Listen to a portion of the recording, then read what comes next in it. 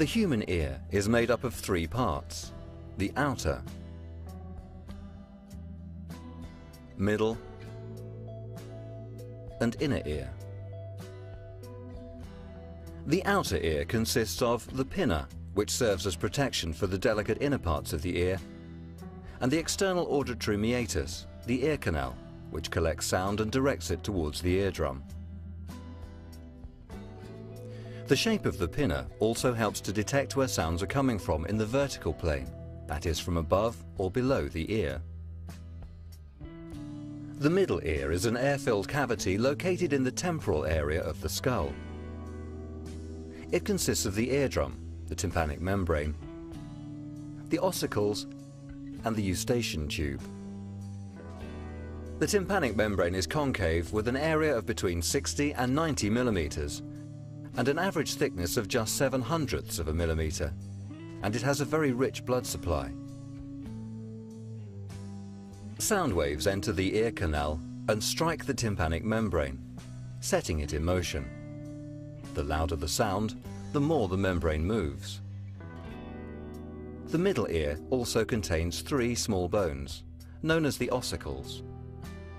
These are connected in a chain across the middle ear, from the tympanic membrane to the entrance of the cochlea, called the oval window.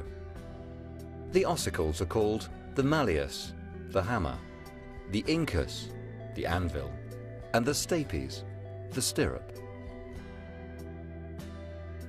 The handle of the malleus is attached to the tympanic membrane, and the base of the stapes, known as the stapes footplate, sits loosely in the oval window of the cochlea, held in place by the annular ligament. The tympanic membrane vibrates in response to sound. The eardrum moves the malleus, which in turn moves the incus, and then the stapes, the footplate of which moves in and out of the oval window and transfers the energy to the endolymph fluid in the cochlea.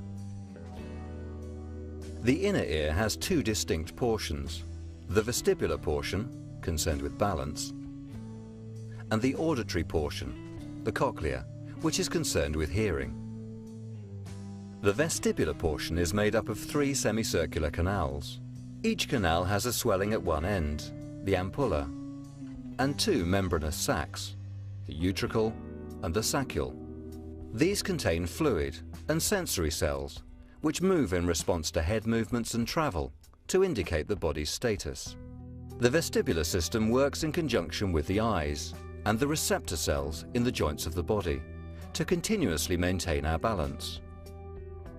The cochlea appears as a coiled tube in the shape of a snail shell, with between 2½ and 2 3/4 turns. It is wrapped around the acoustic portion of the auditory nerve. If we were to unravel the cochlea, it would be about 35 to 40 millimeters long. It is split into three distinct sections, known as the scala vestibuli, scala media, and scala tympani. The scala vestibuli and the scala tympani contain perilymph fluid.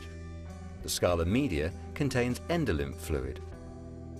The Reissner's membrane separates the scala vestibuli from the scala media, and the basilar membrane separates the scala media from the scala tympani. Along the basilar membrane are two types of sensory cells, or hair cells, called the outer and inner hair cells. These are arranged in their rows according to the frequency, or pitch, of sound they detect, and covered by the tectorial membrane.